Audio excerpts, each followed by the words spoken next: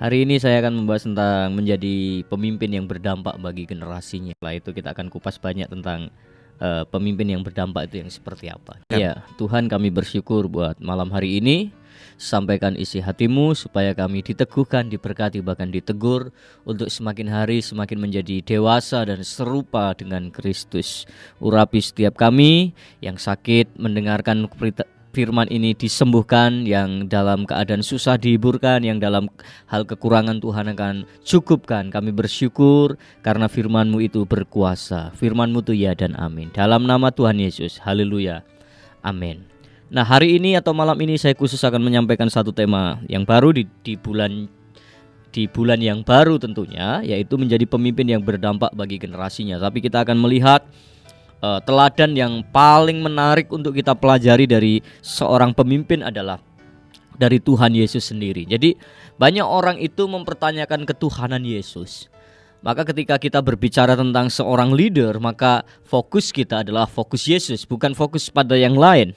Maka saya akan membuktikan beberapa hal di dalam kebenaran firman Allah bahwa bukti ketuhanan Yesus Kristus di muka bumi ini sudah jelas, saudara. Nah, nanti apa sih hubungannya kepemimpinan Allah Tuhan Yesus dan bukti ketuhanannya? Nanti kita akan kupas di poin-poin berikutnya. Tetapi saya mau sampaikan dulu bahwa di dalam kitab Lukas pasal yang ke-9, saya ajak saudara atau Bapak Ibu membaca kitab Lukas pasal yang ke-9, ayatnya yang ke-18 sampai 21.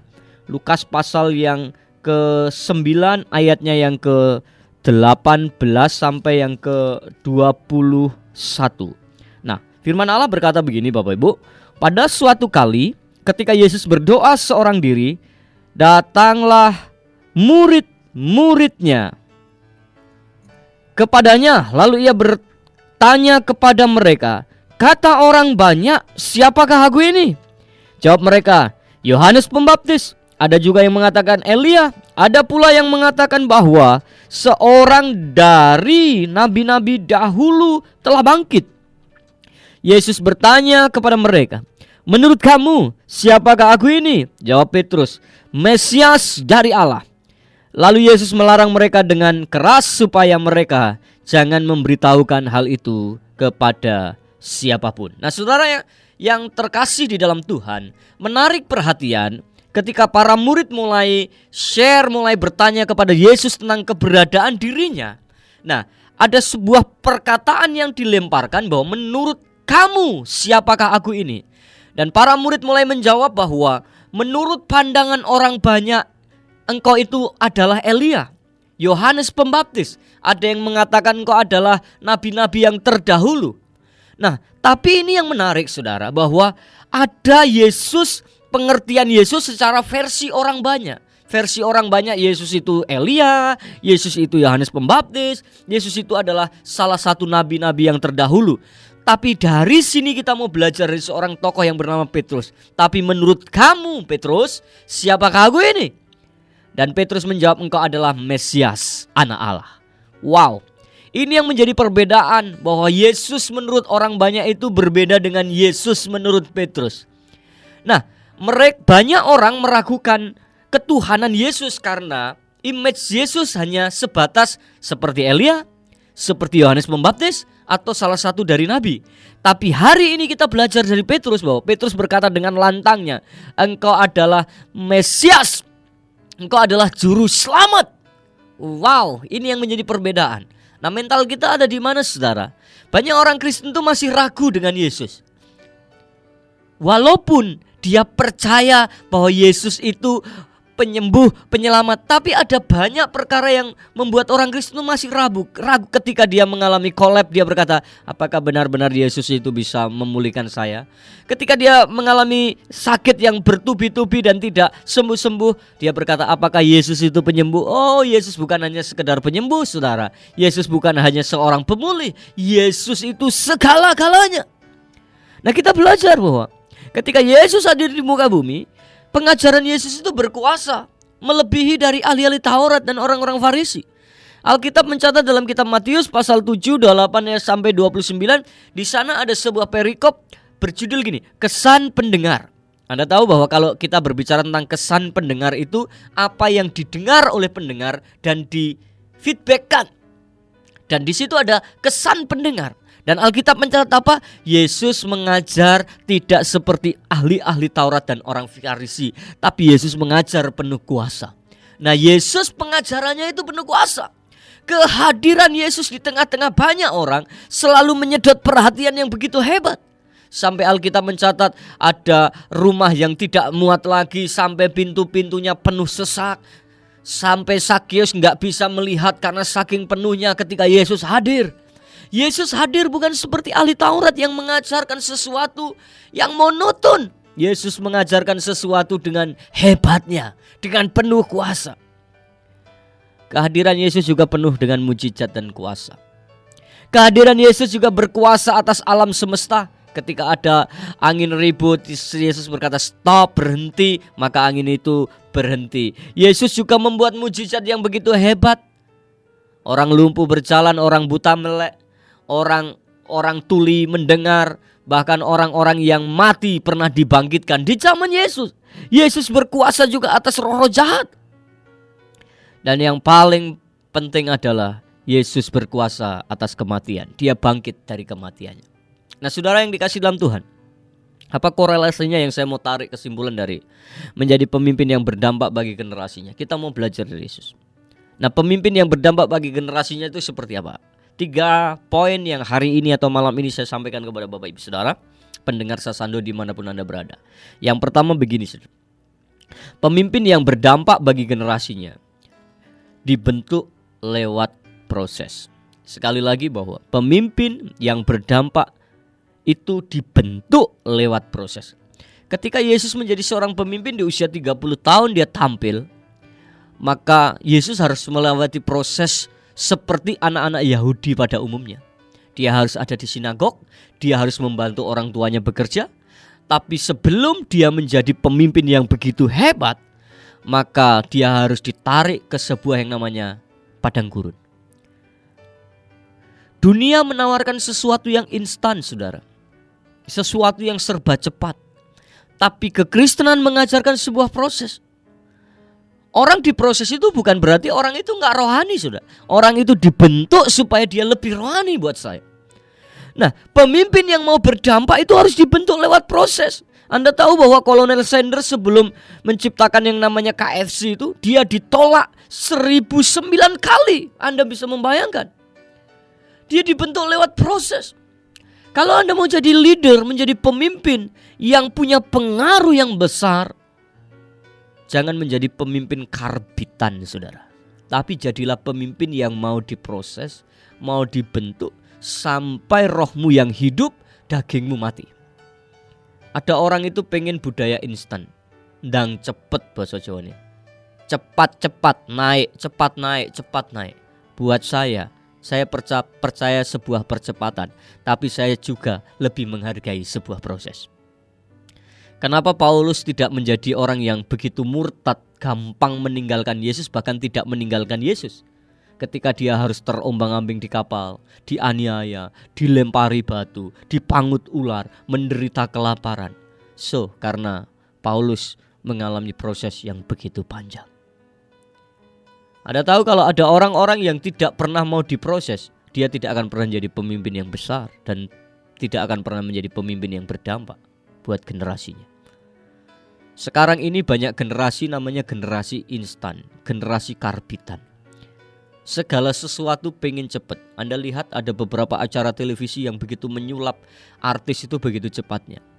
Tapi apakah artis itu bisa bertahan lama? Oh tidak, saudara. Lihat artis-artis yang dulu harus jatuh bangun dalam proses, dia menjadi artis yang bisa ngetop lebih lama daripada artis-artis yang karbitan itu. Nah, menjadi pemimpin yang berdampak harusnya mau menghadapi proses. Maka dalam setiap proses itu jangan kita buru-buru menengking masa sulit atau masa proses yang sedang kita hadapi. Kalau kita sedang ada dalam prosesnya Tuhan, hadapi, lewati. Apapun proses Anda hari ini. Engkau mungkin sedang diproses lewat suamimu, istrimu, anak-anakmu, jemaat yang engkau layani, atau siapapun yang sedang Tuhan izinkan proses engkau. Engkau harus libatkan Tuhan. Banyak orang itu ketika dia sedang diproses, dia mulai minta pertolongan orang lain. Buat saya begini saudara, pertolongan yang paling luar biasa dan sempurna itu datangnya dari Tuhan. Jadi kalau sekarang Bapak Ibu Saudara sedang mengalami prosesnya Tuhan, engkau mungkin sedang mengalami jatuh bangun dalam usaha, engkau mungkin sedang mengalami banyak persoalan yang harus engkau hadapi, atau sedang mengalami apapun, jangan buru-buru tengking prosesmu, nikmati saja. Berkatalah sama Tuhan, Tuhan, aku membutuhkan engkau berjalan di depanku. Berlarilah bersama-sama Tuhan, jangan lari dari Tuhan. Kalau pemimpin itu gak mau diproses, tinggal nunggu proses demi proses. Sebelum saya menjadi hamba Tuhan, saya diproses habis-habisan sama Tuhan. Saya harus menghadapi banyak tantangan dalam perkuliahan saya. Sampai tidak bisa makan, tidak bisa bayar uang asrama, tidak bisa bayar uang kuliah. Itu proses yang harus saya hadapi. Tapi buat saya sekarang tahu kenapa itu harus saya hadapi. Supaya ketika Tuhan memberikan segala sesuatu yang terbaik, saya tidak menjadi arogan dan congkak plus sombong. Tapi saya menyadari bahwa semua itu pertolongan Tuhan. Saudara, proses itu harus dijalani. Kalau engkau mau menjadi seorang pemimpin yang punya pengaruh. Kalau engkau tidak mau menjadi pemimpin yang punya pengaruh, lari saja, selesai. Tapi Tuhan tidak akan pernah pakai engkau. Itu yang pertama, saudara. Yang kedua begini, saudara. Pemimpin yang berdampak adalah pemimpin yang meninggalkan teladan atau warisan. Dalam Yohanes 14 ayat 18, Alkitab mencatat ini, Yohanes pasal yang ke-14 ayatnya yang ke-18 berkata begini, saudara. Injil Yohanes pasal yang ke-14 ayat 18. Aku tidak akan meninggalkan kamu sebagai yatim piatu, aku datang kembali kepadamu. Nah saudara, ketika Yesus hendak naik ke surga, maka dia menjanjikan seorang penghibur atau penolong. Dan Yesus berjanji, aku akan menyediakan tempat bagimu. Itu janji yang pertama. Yang kedua janjinya adalah, aku tidak akan meninggalkan kamu seorang diri. Jadi sebenarnya kalau kita mau berbicara tentang Pak, itu harusnya meninggalkan atau teladan. Bahkan tidak sedikit mati tongkat estafetnya di bawah. Dia gak ngerti siapa next leadernya. Ada pendeta-pendeta urusan Tuhan. Saudara, kawan Tuhan, kenapa Yesus harus memuridkan? Kenapa Musa harus memuridkan Yosua? Kenapa Elia harus memuridkan Elisa? Kenapa saudara? Karena begini saudara, Yesus mengerti benar bahwa pekerjaan Bapa harus selalu terlaksana dan harus terlaksana. Tapi ada banyak pemimpin yang konyol. Tongkat estafetnya dibawa sampai ke peti mati saudara. Tidak meninggalkan legasi, tidak meninggalkan warisan. Dan yang paling parah adalah ada pemimpin yang tidak meninggalkan teladan. Yang saya sangat suka adalah bagaimana ketika Tuhan Yesus hadir di muka bumi, dia berkata gini, dalam kitab Yohanes 11 ayat 15 berkata gini, memberikan suatu teladan kepada kamu, supaya kamu juga berbuat sama seperti yang telah buat kepadamu. Jadi pemimpin yang benar, pemimpin yang sungguh-sungguh itu dia berani gini, ikutilah teladanku. Bahkan Rasul Paulus berkata begini, dalam kitab 1 Korintus 4 ayat 16 dia berkata gini, sebab itu aku menasihatkan kamu, turutilah teladanku. Wow. Sekarang pemimpin itu selalu berkata gini, kamu lihat Kristus aja, jangan lihat saya. Saudara. Pemimpin yang mau berdampak itu meninggalkan warisan dan teladan, saudara. Menjadi sebuah keharusan kalau pemimpin itu bisa diteladani. Dalam apa? Maka ketika Rasul Paulus menasihatkan kepada Timotius, dia berkata gini, dalam kesucian. Ya, pemimpin itu tidak boleh amoral gitu. Karena dia dan apa? Perkataan. Pemimpin itu gak boleh suka gosip, ngomong sembarangan, ngomong yang enggak, ngomong yang enggak benar, saudara. Ngomong yang palsu gitu. Dalam apa? Dalam tindakan. Tindakannya seperti apa? Harus mencerminkan seperti Kristus. Jadi kalau kita berbicara seperti Kristus berbicara. Kita bertindak seperti Kristus bertindak. Itu seorang pemimpin yang berdampak. Pemimpin yang berdampak adalah pemimpin yang meninggalkan sebuah teladan dan warisan. Bapak Ibu jemaat yang dikasihi Tuhan, saya cuma berkata begini, saudara. Anda itu pemimpin. Kalaupun Anda nggak menggembalakan, Anda cuma rumah tangga, bapak rumah tangga, Anda adalah seorang pemimpin. Minimal engkau memimpin anak dan istrimu. Atau kalau engkau ibu, minimal engkau memimpin anak-anakmu. Jadi berikan teladan buat generasi di bawahmu, saudara. Berikan warisan yang terbaik. Kalau kita berbicara teladan dan warisan, maka Musa itu gagal masuk tanah Kanaan, tapi dia berhasil memuridkan Yosua. Tapi sebaliknya, Yosua berhasil masuk tanah Kanaan, tapi siapa di bawah Yosua tidak pernah ditulis. Bahkan setelah zaman Yosua, setelah Yosua dipanggil Tuhan, terjadi kekacauan di bangsa Israel. Muncul hakim-hakim, muncul kitab hakim-hakim, saudara. Banget kepada Yesus. Dalam Filipi 3 ayat 17, Filipi 3 ayat 17 berkata gini, saudara-saudara, ikutilah teladanku dan perhatikanlah mereka yang hidup sama seperti kamu yang menjadi teladanmu. Teladan itu lebih powerful daripada apa yang kita katakan. Banyak orang itu enggak hanya butuh dikhotbahi, saudara, butuh diteladani. Ada seorang bapak melarang anaknya merokok. Tapi bapak itu waktu melarang anaknya merokok, dia merokok di depan anaknya. Kira-kira anaknya akan dengar atau enggak? Anaknya akan dablek, saudara. Bahkan bisa lebih parah dari bapaknya. Karena bapaknya cuma asbun, asal bunyi. Sama dengan kita sebagai orang tua. Sama dengan kita sebagai seorang hamba Tuhan. Kalau kita berkata berilah, maka kita jangan jadi orang Kristen yang pelit. Berdoalah, maka kita jadi orang Kristen yang punya gaya hidup juga sebagai seorang pendoa. Itu yang namanya teladan, saudara. Jadi mari kita jadi orang Kristen itu yang berdampak. Saya tinggal di satu kampung, saudara. Tapi kampung itu menjadi asik buat saya karena disitulah saya belum memberitakan Kristus. Dan mereka orang kampung itu minimal saya sendiri kerasanya yang Kristen ya. Dan saya sendiri yang pendeta di situ. Tapi di kampung itu mereka sudah tahu kalau saya pendeta. Dan tidak mudah rupanya hidup seorang diri sebagai orang Kristen dan hamba Tuhan atau pendeta ada di tengah-tengah kampung yang mayoritas dikuasai oleh agama lain. Tapi saya cuma mau bilang begini, saudara. Ketika kita punya dampak yang baik, jadi teladan yang baik. Ketika ada yang meninggal, saya layat. Ketika ada orang yang sakit, saya datangi ke rumah sakit, saya kunjungi ke rumah. Bahkan di depan rumah saya ada orang beli mobil, dan rupanya dia seorang tokoh agama juga dan agama lain. Dia tidak bisa nyetir mobil, saya ajari dia.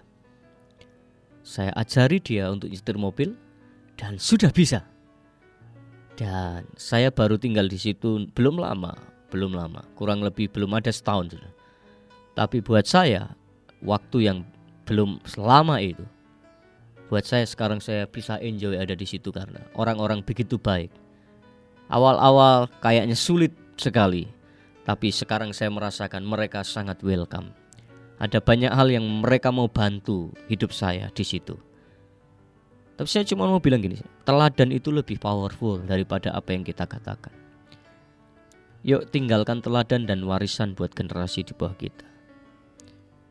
Nah yang ketiga saudara, bahwa yang pertama, pemimpin yang berdampak itu dibentuk lewat proses kehidupan.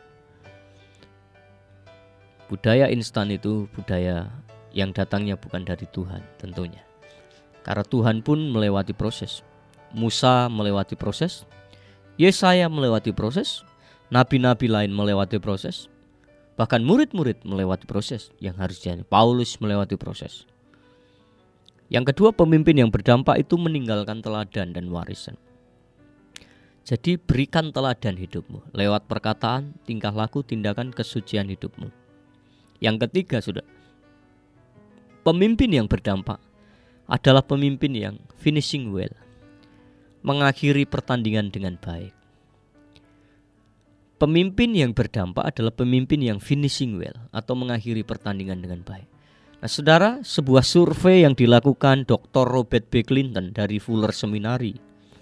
Survei tersebut mengatakan begini, dari 1.200 tokoh Alkitab dan pemimpin Alkitab, sampai hari ini didapati hanya 25% mereka yang finishing well. Cukup mengagetkan saya karena hanya 25% yang ditulis yang finishing well. Anda tahu bahwa ada pemimpin-pemimpin yang dalam hidup kekristenan itu begini, saudara. Ada 3 tipe pemimpin. Yang pertama itu atau 4 tipe pemimpin atau 4 tipe orang Kristen. Yang pertama begini, ada orang Kristen yang mengawali dengan baik tapi mengakhirinya dengan buruk. Sekali lagi, mengawali dengan baik, mengakhiri dengan buruk. Yudas itu mengawali dengan baik, selalu dengan Yesus. Ananias Safira itu mengawali dengan baik. Demas mengawali dengan baik, tapi mereka mengakhirinya dengan buruk. Bahkan Salomo itu mengawali dengan baik dan dia mengakhiri dengan buruk. Yang kedua, ada orang Kristen atau pemimpin Kristen yang mengawali dengan buruk tapi mengakhirinya dengan baik. Itu Rasul Paulus tentunya. Dia mengawali dengan apa?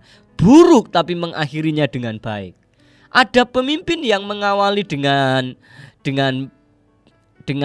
buruk dan mengakhirinya dengan buruk pula.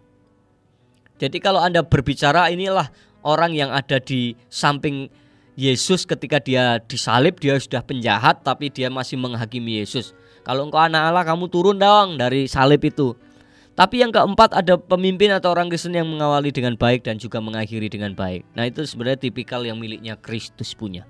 Nah kita ada di posisi mana? Banyak kita itu ada di posisi mengawali dengan buruk, saudara.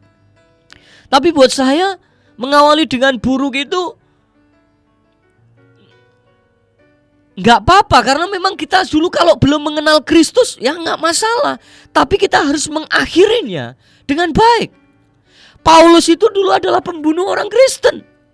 Banyak orang itu nggak sungguh-sungguh awalnya, tapi ketika banyak badai menerpa hidupnya, akhirnya dia menjadi sungguh-sungguh dengan Kristus. Jadi begini saudara yang dikasih dalam Tuhan, seorang pemimpin, seorang orang Kristen yang sungguh-sungguh itu harus finishing well. Kalau saudara searching di Google, maka banyak orang Kristen itu tinggalkan iman hanya karena apa? Pasangan. Artis-artis itu enggak 1-2, saudara, mungkin puluhan yang tinggalkan Kristus demi pasangan, demi karir. Ada orang Kristen yang tinggalkan Yesus demi apa? Jabatan, gaji. Ada orang Kristen tinggalkan Kristus demi apa? Demi sesuap nasi, saudara. Jadi saya mau beritahu begini, saudara, bahwa enggak semua orang itu bisa finishing well, saudara.